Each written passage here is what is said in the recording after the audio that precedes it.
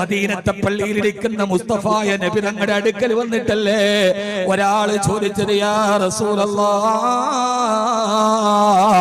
മത്തസ്സാ, എപ്പോഴാണ് ലോകം അവസാനിക്കുക?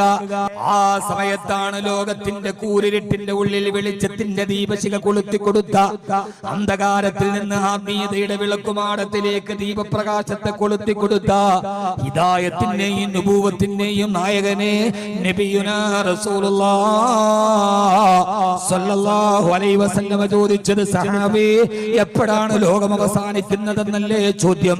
ഒരു മറു ചോദ്യം ചോദിക്കട്ടെ, ആ ലോകം അവസാനിച്ചു പരലോകത്തേക്ക് പോയാൽ പരലോകത്തിന് വേണ്ടി എന്താണ് നീ മാറ്റിവെച്ചത്?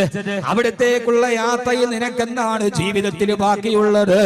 പ്രവാചക പുങ്കവരുടെ അനുയായിയുടെ മറുപടി കൃത്യമായൊരു മറുപടി കൊടുത്തു, യാ റസൂലല്ലാഹ് അല്ലാഹു വ റസൂലു